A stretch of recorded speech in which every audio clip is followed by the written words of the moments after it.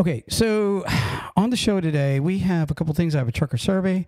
Want to have a little fun with you. Got another little article. It's almost Christmas, and let's talk about a sponsor before we get going. 30 seconds here. Carter Lumber is looking for drivers. They are. No, seriously, if you're looking to expand your driving career and you want to be home local, get a hold of Carter Lumber at carterlumber.com/talk CDL. If you want a local home everyday job, Class A, Class B, if you're a student, even if you don't have a CDL, Carter Lumber is looking to hire you home every day. Get a hold of them. Tell them Talk CDL sent you. We also are brought to you today by National Carriers, Ruthann. National Carriers out of Irving, Texas. I almost said Dallas. Same, it's like one of those metroplexes. Anyways, National Carriers is looking for over-the-road drivers. They're also looking for regional drivers, team drivers, student drivers. They're looking for you name it, and they will take you. They will. They're good. I mean, seriously, what a great company. Mm-hmm. Give them a call at 888-311-7076. Start your driving career today. And with last but not least, we have DriveWise, Ruthann. DriveWise. And DriveWise, what more can you say about them? We got companies that write in saying, hey, good product. It costs us less to transfer over to them. Mm-hmm. DriveWise is one of those companies that, it's just an app-based company, and they will allow you to download their app and bypass the scale houses just like that with just a quick download. So I'd say, I think it's beneficial for a driver. It saves time. Yeah, if you're a small company and you want, honestly, to switch over to DriveWise, or you don't have a way to bypass the scale, studies have shown that drivers that are able to bypass the scale appreciate that company a lot more. So I agree. So DriveWise, DriveWise.com. Mm-hmm. It's just that simple. It is. So today on Talk CDL, Ruthann, you know what? What's funny is one more week before Christmas. It is. Did you get me a present? I ain't telling you. Now be honest. Am I a good gift getter? No. I am not. I'm not. I'm going to be honest. There's really nothing I want. If any of you drivers out there were thinking of sending me $100,000 or a new Corvette or something, don't just keep your money. I'm telling all the drivers, Ruthann, that follow us and their families, do not send me really rich presents. I don't want. I'd take them. No, what's his is mine anyway, so I'll take them. I'll be the kind recipient of them. Ruthann is our beggar. You know what's funny? I've been talking to trucking companies about this year. Because this is the year that we're getting back to what we call the normal. Yeah. And I guess a lot of trucking companies are saying that their phones are completely dead because, they're looking to hire drivers. Mm-hmm. Everybody wants to hire new truck drivers. Right. Trucking companies, sometimes you think, oh, they're always hiring. It might not be a good company. That's not true. Companies just want to grow. And so, a lot of these companies that I talk to, they're like, well, it's really dead right now. And every one of them are pretty much in agreement that it's the first year back from, I got that little thingy on there. It's not supposed to be on there. See that? Mm-hmm. Huh. Why? That really upsets me. We got this video playing. We're trying something new. Yeah, it's something new. There it is. It's gone. Something borrowed, something blue. But anyways, so they're all saying that what their guess is with this year and Christmas, that 99% of every driver wants to be home this year for Christmas. Mm-hmm. It's funny, and I've got a survey. It's actually a new survey that I want to read for truck drivers. And one of the things they mention is there that truckers stay out over 300 days, you're over the road. So you can't blame a truck driver for saying, I want to be home for Christmas. You know what I mean? I agree. I think also with the last couple of years, most drivers were home during a lot of that time frame, Mm-hmm. So I think that it's something that they were able to finally enjoy for a change. And honestly, no company is open really for Christmas Day. I mean, when you think about it, Christmas Eve till Christmas Day is usually, there's a lot of places that aren't open that you can make deliveries. So yeah, well, most, if you talk to most trucking companies, their staff are definitely not going to be working. The office personnel is not there. No one's there. So where can you go and deliver that's going to be open that day? There's very, very far and few. And but this year, Christmas falls actually on a Sunday, which is part of the weekend. Right.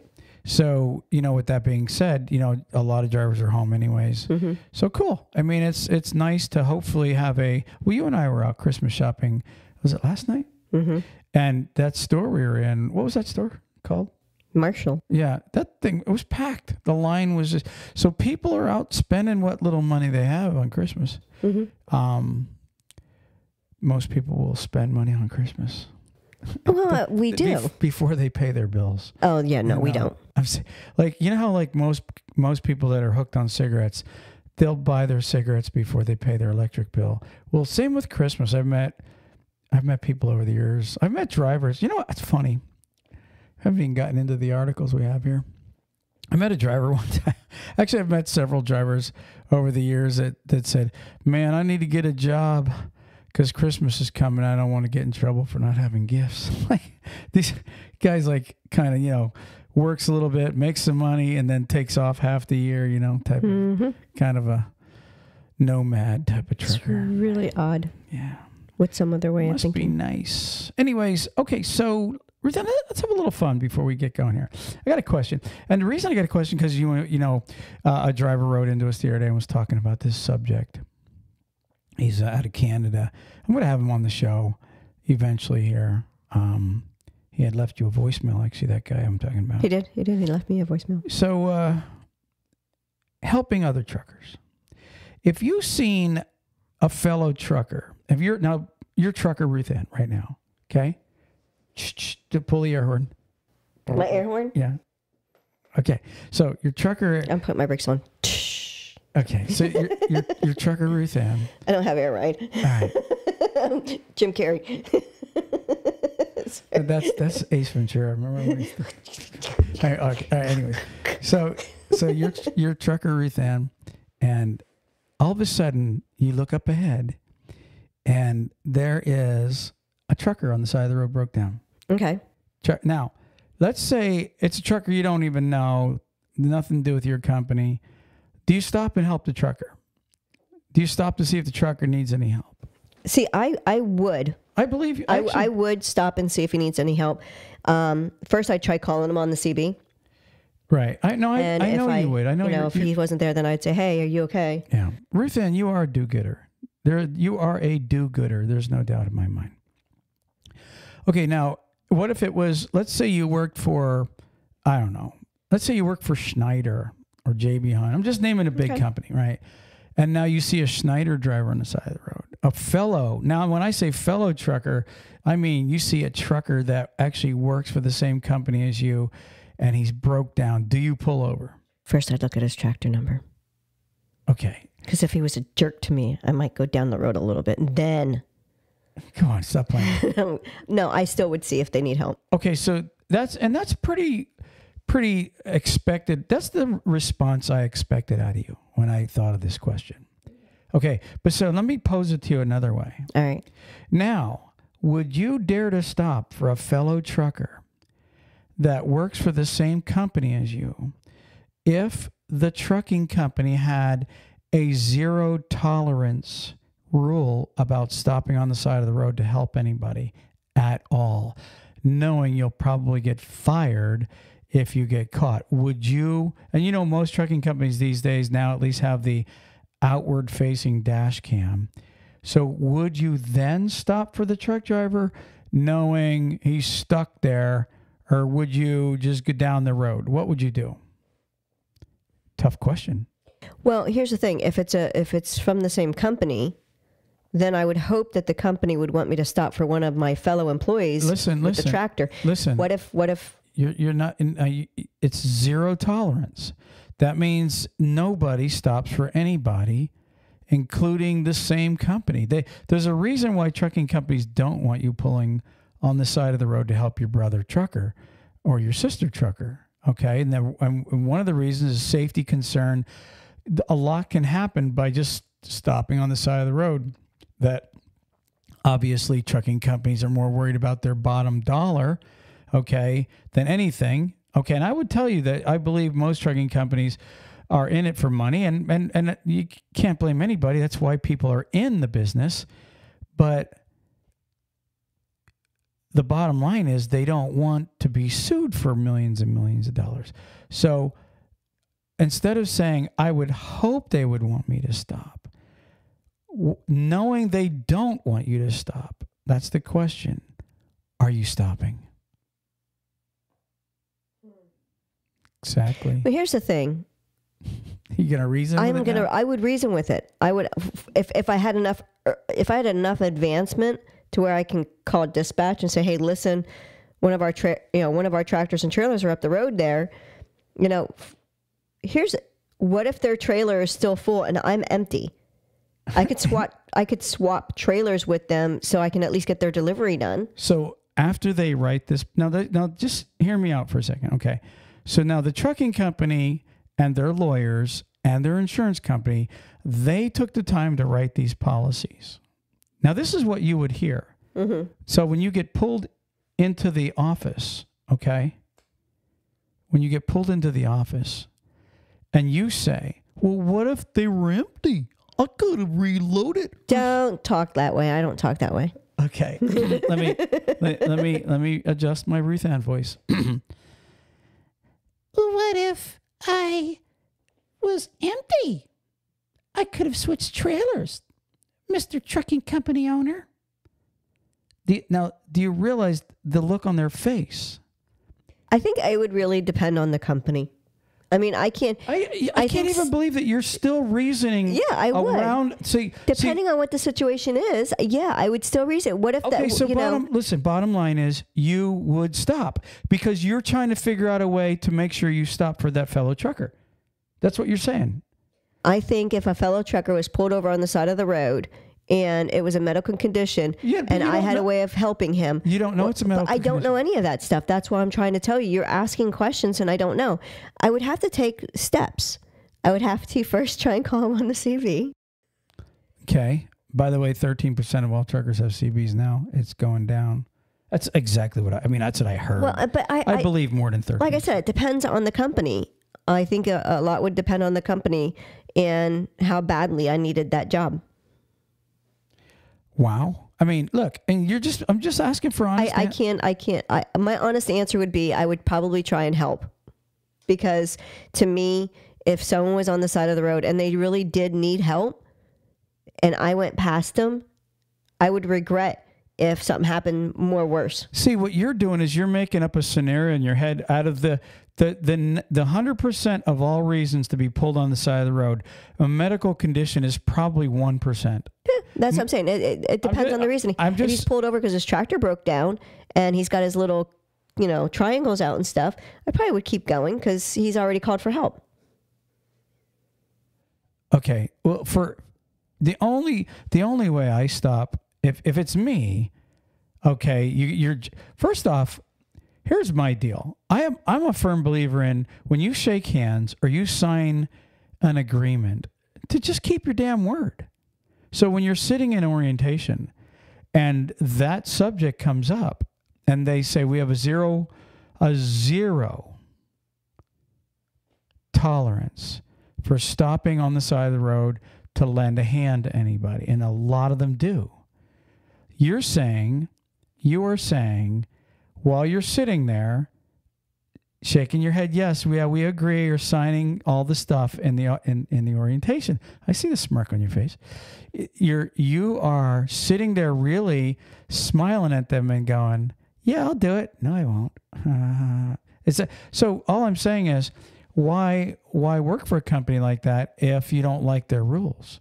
And so the reason I had brought this all up is because I had this old school trucker leaving me messages, and that's the one thing he really is hammering, how you don't see truck drivers helping each other on the side of the road anymore. You don't see, the camaraderie with truckers and warning each other and people that are stuck, stopping to help. I'm a firm believer in helping the trucker. I have pulled over, but I didn't work for a company that told me I couldn't stop. but there are companies out there that have those rules. Mm-hmm. And so bottom line is, what you're saying is there's certain rules you're willing to take a chance on. That's what you're saying, right? I think depending on the circumstances, yeah. You see, and again, I don't want to beat a dead horse on this. It's okay. My stallion is now abused.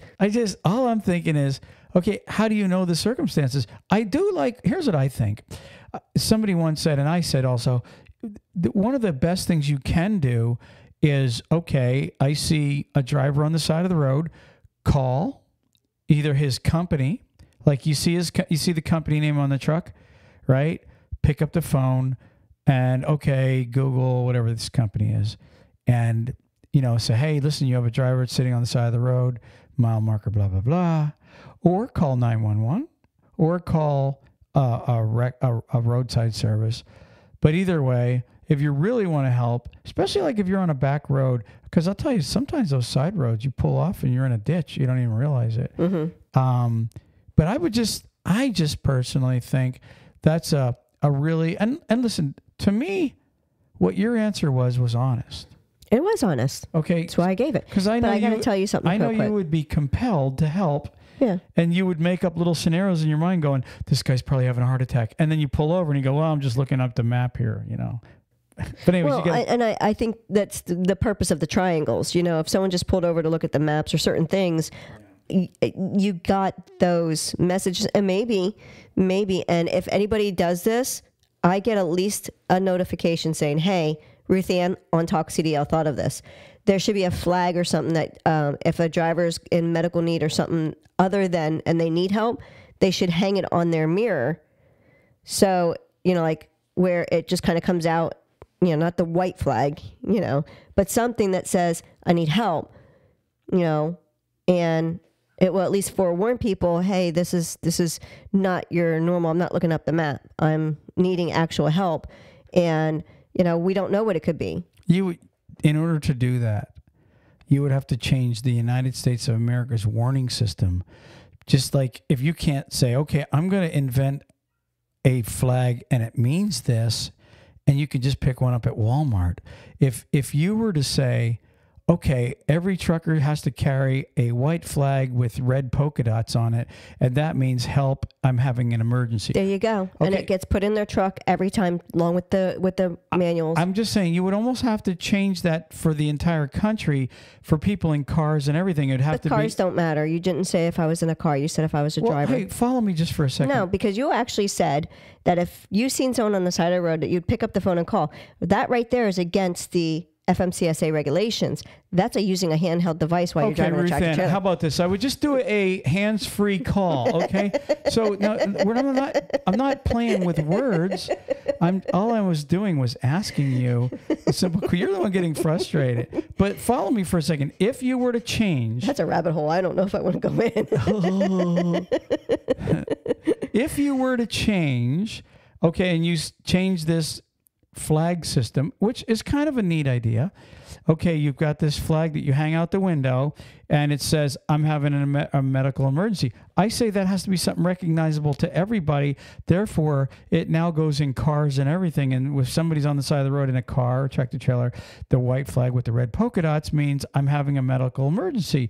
Boom. Or like, say, a yellow flag with an orange triangle on it, meaning I'm broke down, just call for record service. Most of those places, I mean, I don't know of one driver in this world that would not have a cell phone that they can call roadside or dispatch, and they would get them. And I agree with that. But in thinking that way, there are guys that maybe don't have their Bluetooth hooked up, or I'm sorry, say a guy that maybe their phone went dead, or they don't have their phone on them. There could be somebody that doesn't have a phone in that truck or the car. So anyways, it was just my way of asking you a question. I didn't mean to turn it into, you getting upset over breaking JB Hunt's rules or whatever company you're going to be working for. If my company... Ruthann's a rule breaker. She's wild. The rule breaker. I'm stopping for any driver out there. I don't care. And he may need some water. He may be thirsty. It depends. And you know what? It depends. Could be dehydrated. If it was in Arizona and it's 115 degrees, then I might stop just to make sure he did have water. What if he had a puppy in there and the puppy was hungry? I'm going to give him my Kit Kat. I wouldn't, because Kit Kat. I'm going to give the dog a cat. All right, never mind. Let's move on. Can we move on? Can we move on or not? Moving on. Okay. You know, I don't even know what I want to talk about here. Check this out. Moving on to this. Definitely not your poor jokes. No. Listen, moving on to this. There's some weird news coming out of the Pepsi Cola camp this week. I don't know. You're aware that Pepsi Cola just took ownership of, I think, 34 or 36 new Tesla semis. Yeah, I seen them. Not in person, though. I seen a picture of them. So I heard there was a trouble with them. Sorry. Well, no, it's not that. It's just weird. It's like a weird statement came from the vice president. By the way, Pepsi really is basically Tesla's guinea pig. Their lab rat, because they were the first ones to take, possession of these new Teslas. But anyways, Vice President Mike O'Connell reportedly stated that the company's new Teslas, right, still have, it's kind of a neat thing, after going about 425 miles every day, they still have 20% charge left. Which that means, because they're saying, like, Tesla's bragging that these trucks are going to have over a 500-mile range on a charge at full weight. And I don't know why their article said 82,000, but its normal weight is 80,000 pounds. But anyways, but here's what the Tesla guys, or not Tesla, but Mike O'Connell from Pepsi Cola said, that the truck is doing really good with loads of chips, potato chips. That don't weigh much. Exactly. And then he said, we're keeping the heavier loads like sodas to under 100-mile radius. Now, why is that? Because he's afraid. He knows it's going to drain the battery and not do as well as they're projecting. Yeah. It's just kind of weird. It's kind of weird that they are, why would you, after owning your new Tesla semi trucks, after about a week or 2 weeks at the most, they've had maybe a week, you're saying we're keeping the Tesla semi. We're going to let them pull the light loads of chips. Yeah, we're going to let them they're going to do 400 plus chips. Miles a day with a load of chips. But we're just going to go ahead and, for the heck of it, keep it under 100 miles for the heavy soda loads. That don't sound good. It doesn't sound promising, no. It doesn't sound like you really believe in what you invested in. Think we can get Musk on the show? See, do you have Elon Musk's number? Not on me. You don't have it on you? No, I don't. So anyways, before we move on, I just thought I would mention the weirdness of that statement. I mean, what are you saying when you... I don't have faith in my Tesla truck to pull the big loads. Sounds to me like they've already tried to pull the big loads. Yeah. I mean, why would you make that statement that, we're going to keep the big loads probably for the diesel powered trucks? That doesn't make sense. Like I said, too bad we can't get Elon Musk on Talk CDL. Would that be so cool to get him on here? To put his truck down. I don't think you'd like it. Elon, we're really honored that you came on the show. We just really came on to insult your Tesla truck. We just don't think that it's going to be really doable and work well. Well, I just did a 1,000-mile trip in a Tesla with a friend of ours. You know that. Yeah, we went from basically Tampa to Chattanooga and back. And we just went up and back. His son graduated college, and so we decided to take his Tesla. Well, the crappy part about this was it's in an S. The Tesla's is one of those S's, which is a bigger car. But the interesting Ruthann's eating chocolate. The interesting thought or the interesting thing that happened was, because it's an older Tesla, we had to, I don't know, it's supposedly like 8 hours one way. We had to literally charge it 4 times up, 4 times back. Mm-hmm. Actually, it was more like 9 times total. And so, because we were getting 150 mile, which we could have gotten more, 150 to 180 mile range. Now today, of course, the new Teslas have 400 and 500 mile ranges where you don't have to. But it was interesting because I've never been in that click before, the Tesla click. No, I thought it was really neat because I never seen, and it's like they got these, built, because the Tesla has their own little. The charging stations? Well, they have their own little mapping thing. So when you're logged into their computer, you're always into their hub.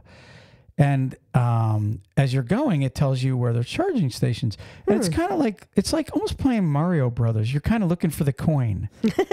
That's what it reminded me of, And so there we are on this trip, and, you would pull up, okay, where's the next charging station? Or we would kind of map it and hit it at like 150 miles. And so you would pull off the interstate and you'd pull into like the one time we pulled into this Dillard's parking lot. Right? It was Dillard's and all this big mall. The mall. Mm-hmm. And on the back side of the mall was like 10 Tesla charging stations. And so you just back in there and plug in. And, obviously his car, because it's older, his is a 2013, it would take about a half hour, to get done. And people were pulling in their little S's, and they'd get out of there in 15 minutes.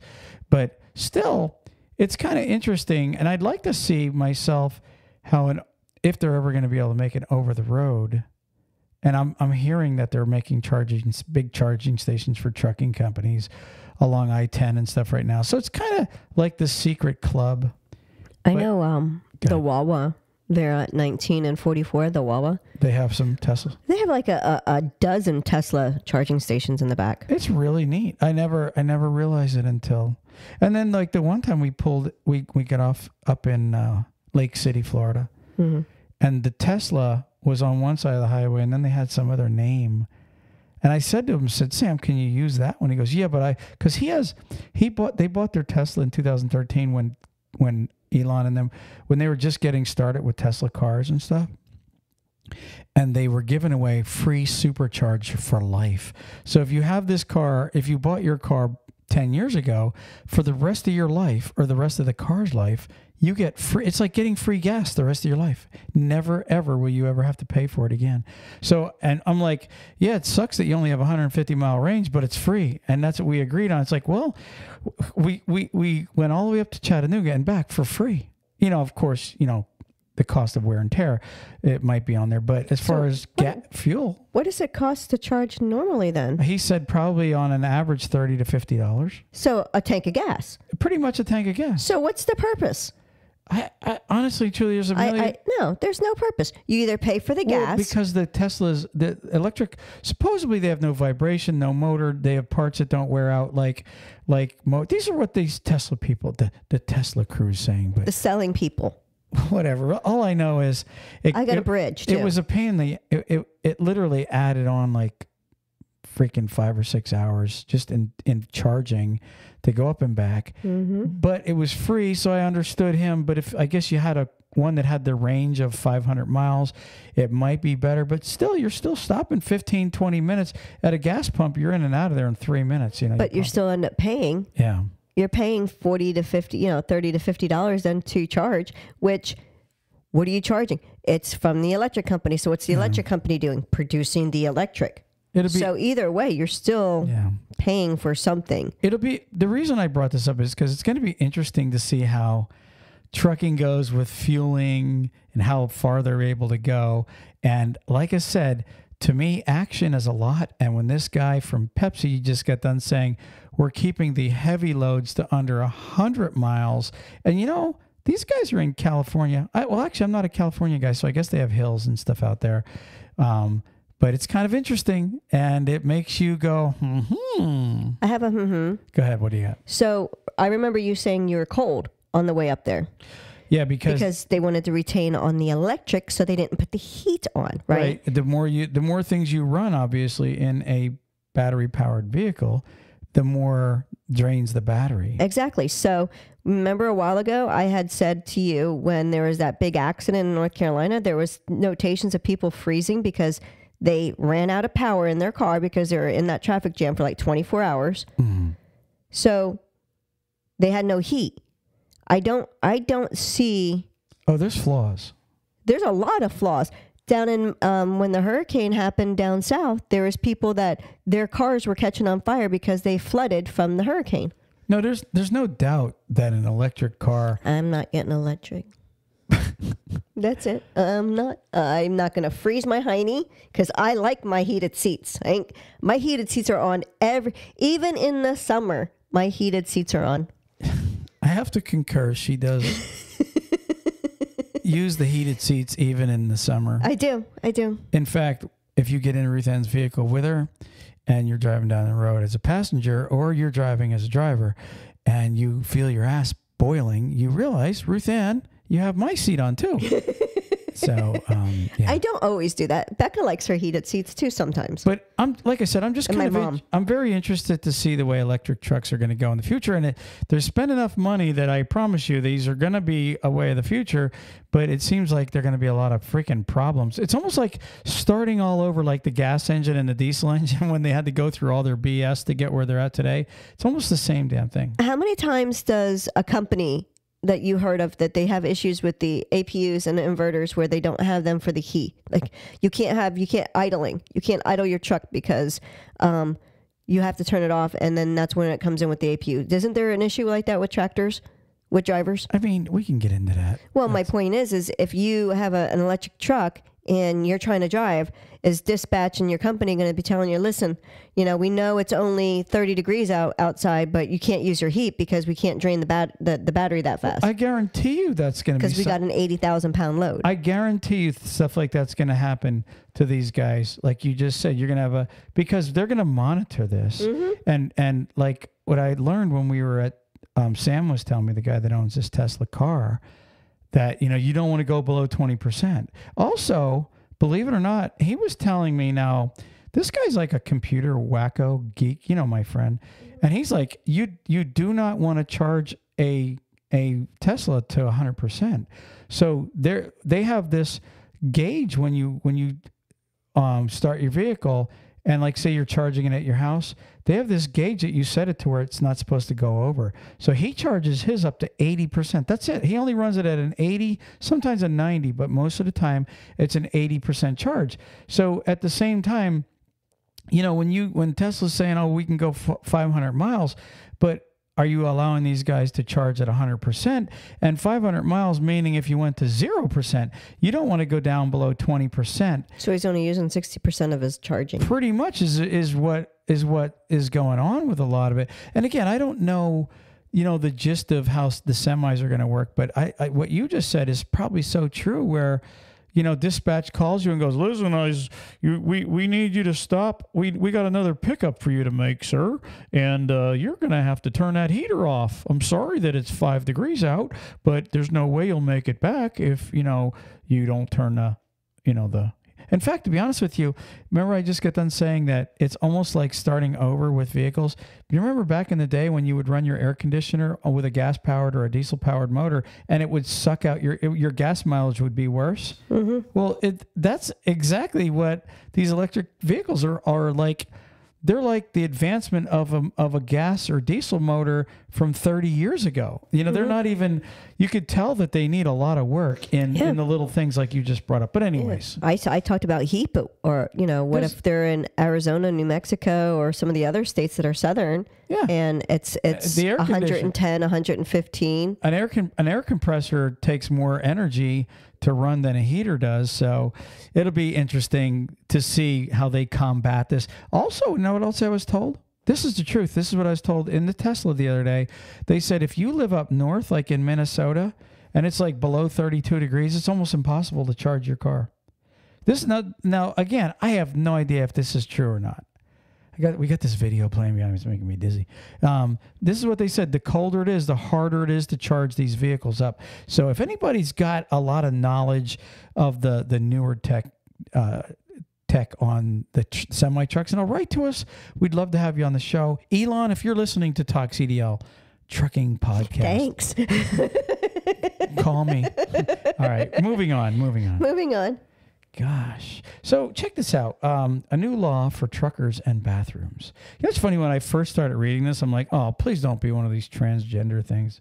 I mean, it just about made me throw up. I'm thinking, they got this new law now, right? No, that's not what in truck stops. I'm going, what? What's going on? But apparently what it is it's a new law it says a bill introduced in the U.S. House today would require retailers and other businesses to provide restrooms access to truck drivers. The bill would introduced on December 15th. It says it would require that retailers, warehouses, and other businesses allow truckers to have access to restroom facilities while picking up or delivering a load. The bill also would require the operators of ports and terminals to provide bathroom access to drayage drivers. Now, this goes on to talk about a few things, but I was thinking, do you remember when we lived in Pennsylvania? I don't care where you went in Pennsylvania, they would not let you use if it was a business and they didn't have what's called the public restroom, you know what I mean? Like, for example, you're at a doctor's office. Yes, they have to have a public restroom, or whatever. If you're at a bus station, there's a public restroom. But if you walked into, like, say, a 7-Eleven, well, no, 7-Elevens have them. But if you walked into certain businesses, like little stores, say you were in a mall. How about say you were in a mall and you walked into a clothing store. Most of those stores do not have public restrooms. No, they don't. And if you ask them, they go, "Oh, we're not allowed to let you. That we'll get in trouble if we let you." The smaller ones, the big department ones, the big department stores do. But yes, but a lot of your smaller ones no. In fact, I was even going to say, like, distributors, like when you set up north. Like you have your beer distributors and stuff, those places that, they have the little, and those little grocery stores, like the little ones, right, like Bogs and stuff. Right. And a lot of them don't let the delivery guys, like, say you're making a delivery, and I'm sure truckers right now are going, yeah, I've been to a million places where they wouldn't let me use the bathroom. I would have to wear diapers. Well, that would be kind of. I would have to, because I have to always go potty. we may try that, Ruthann, just to see what you Trucker pants. So anyways, what I was getting at is, let me just let this thing roll along. I'm sorry, I'm still amused with my trucker pants. So well, check this out. You totally threw me off. No, what I was going to say, in Florida. When we moved to Florida years ago, 22 years ago, I noticed that every place allows you to use the bathroom. Any place I've ever been to in Florida, they will let you use their bathroom. I've never been refused a bathroom in Florida, except in COVID times when if you didn't have a mask on. But other than that, Florida was totally the opposite of Pennsylvania when it comes to that. But anyways, so hats off to this new rule. If you're a truck driver and you've experienced making a delivery. I'll tell you, here's a great example. Maybe you're not delivering to a big distributor. Maybe you're just, having a curbside delivery where you got to just pull off a skid, break it down, and walk it in. And you needed to use their restroom. And they said, no, we're not allowed to let you use it. Now, this new law is going to be nationwide. They have to let you use it. So if you ever get anybody that refuses you once this thing gets signed in, record it. Okay? Or carry a copy of the new law. But the bottom line is, this is good for our bladders.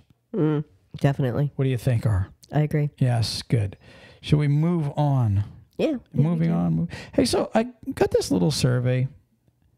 Survey says maybe we should leave this survey for another podcast. What do you think? Sure. You want to? Go ahead. Yeah, why not? I have something I want to talk about. You do have something? Just something brief. So moving on, Ruthann's got something brief. So this ex-office manager and her husband has been accused of stealing $600,000 from a trucking company. What's the trucking company's name? Koogle, Coogle. I actually never heard of Kugel. It's well, I mean, he doesn't seem like he's a really large company. He doesn't. I didn't see where it told me how many tractors or anything like that he had. He did have a lot of like little, like he was like he had trailer and sales, and then they had another part. So they had like multiple companies underneath like an umbrella. So this lady, her name is Tony Walters. She and her husband decided to take over $600,000 from this guy. Her husband's name is Donald, by the way. So Tony and Donald Walters, which Donald never worked for this guy at all. Well, how did he steal it if he didn't work there? Because she was the only one that dealt with the finances for the company. So it was really her stealing. Yep. But he was involved, so he's accessory. Yeah. And I'm not talking about some diamond earrings. So anyways, so this guy, he noticed that they started like living beyond their means. Like their house was really good and stuff. So he's like, it's really weird. I know what I pay this lady. I know what he does, but for some reason they're really... Yeah, what's she doing in a Lamborghini? How are they living in a $400,000 house here in Indiana? Here, so he filed a lawsuit against him. And and part of it was the fact that he stated in there that they were living beyond their means. So he filed a little civil suit against them. That civil suit opened up the whole investigation part of it and was able to prove that they stole. Listen to this figure. Well, it just doesn't make sense that because he thought they were living too good, he opened up a civil suit. There had to be more to it than that. Well, of course there is. But It says here, 3 months prior to criminal charges being filed against the Walters in Benton County Circuit Court, Kugel filed a civil suit against the couple in Warren County Circuit Court in Williamsport, Indiana. According to court documents, the Kugel stated that over the course of the past year, he made observations that led him to believe the Walters were living beyond their financial means.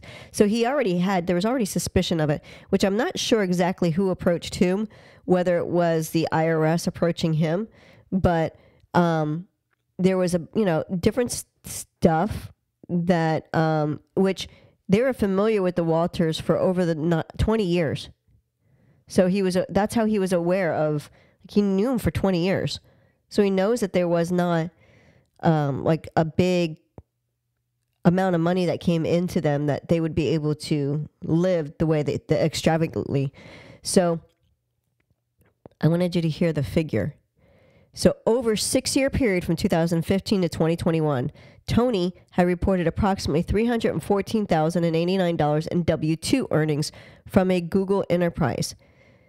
During the same time frame, there was approximately $951,447.83 paid to either Tony or Dawn. Nice. So basically, she got $637,000 plus in overtime. That is not really overtime. It's a lie. So it wasn't overtime? No, it was a lie. So, anyways, needless to say, they went and they filed charges against her, and so there you go. Crime doesn't pay if you get caught. No. I mean, there's a whole big thing going on, but like I said, I wasn't sure if it was because the IRS noticed that there was a discrepancy in some wages and stuff like that. So the whole thing came up there, but I don't want to bore everybody with that. I just want to say, look at that. Yeah. I mean, listen, what's funny about trucking? We have our own little world. I mean, really, there's no need to even look outside of trucking. There's just so much that goes on in this industry every day that there's the water cooler is filled with conversation. Blah, blah, blah. Exactly. I mean, you just can't imagine, there's just so many different jobs and different lives in the industry. And gosh, we're touched by so much goofy. It's amazing. You know how many times we've reported over the last couple of years about somebody getting caught embezzling? For real, we've reported this before. Big guys and little guys. It's not discriminatory against who in the company it's going to do it. Listen. I got some advice for you drivers out there that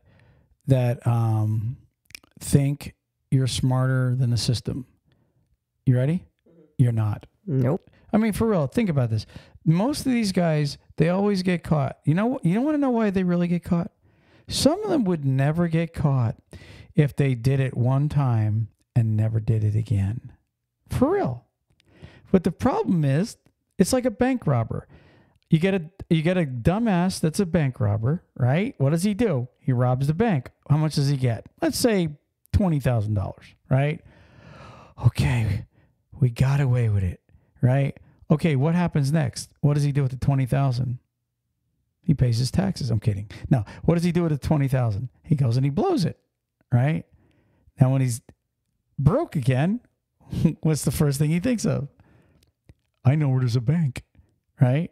Well, it's the same with the dumbasses that are embezzling at these trucking companies, for real. And it's funny. We read one about up in Wisconsin or Minnesota about a year or two ago, where the wife, or no, it was a girlfriend that was giving comm checks to the ex-boyfriend that hadn't even worked there anymore. And I forget how many hundreds of thousands of dollars they ripped this company off in. Mm-hmm. But again, it goes back to one thing: greed. Mm-hmm. Greed is what kills these dumbasses, because they get it done. They realize they didn't get caught, right? And then they go broke again, and then they realize, well, I know where I can make a quick $50,000. Mm-hmm. Well, what's funny is eventually the bean counter, somebody catches on to, listen, rich people miss even a pen. Rich people are the greediest bastards there are, Ruthann. They really are. Let's be honest. Rich, filthy rich people are usually the greediest, and every one of them knows where every penny's at. And they pay people to know where their pennies are at. So if we're being honest, when you're stealing from the rich guy, okay, you're really taking a chance, because the rich guy is watching his money, and you may think you got away with it, okay? And guess what? You didn't. You didn't. I promise you did not get it. Anyways, I'm kind of beating a dead horse again. Ruthann, that was my quarter horse. That was your course. Listen, that is the podcast for the week. Truckers out there that are thinking of doing something illegal, crime doesn't pay. That's all I'm going to say. Say no to money. Or drugs, whatever. All right, ready for the word genius word of the day? Word genius. You know what? We love word genius. I do. Word genius, guys and gals out there, just if you have not downloaded Word Genius, go to Word Genius. If you want to be smarter, one word a day for your new vocabulary. Vocabulary? Your vocabulary. Add one word a day to it. Let Word Genius pick you out a word, and they will send it to you every day, and they will give you the definition. And all you got to do that day is try to find a couple ways to use it. In a year's time, you'll go, wow, I know about 50-some more words. Well, they don't just do where they send a word. Like sometimes they do crossword puzzles, and then they do some proper grammar. Yeah. And then they'll do one like, I had seen one, it's one word that has 400 meanings. Yeah. I'm like, well, I didn't want to look at that. But so let's hear the word. The word? The word. Flappable. Flackable? Flap. F-L-A-P as in Paul? Flappable. Yep. F-L-A-P-P-A-B-L-E. It's flappable? Does it mean it's loose and wiggly? What does it mean? It means excitable and quick to lose one's composure. So when I see like, I don't know. Ruthann, you are very flappable. I can be. Yes. You're flappy. He didn't say flabby. He said flappy. Yeah, if you think Ruthann's flabby. And I'm saying flappy. Okay, so. Flappable. Despite the blue skies, the radio forecasted rain, so my flappable boss ordered us to close the restaurant patio immediately. My Aunt Anna is usually a pretty level-headed person, but she is surprisingly flappable while watching playoff basketball. Very good. Ruthann, one more week before Christmas, and don't forget, so you all know out there, we always go live every year on New Year's. So hopefully some of you will join us for a toast for the new year. Ruthann and I, we never go out on New Year's. We don't like going out. No, we haven't gone out on New Year's in probably 25 years at least. It's just something we're not into. It's just, you get out there at midnight. Now you got to get home. You got to get to bed. I'd rather be in bed by 8. You have been. Ruthann wakes me up for the New Year's kiss. Sometimes. I think once I was asleep too. Yes. Maybe twice. But I don't like going out on New Year's because there's too many stupid people out there. There you go. Ruthann, we're out of here. Peace. Peace. Praise the Lord.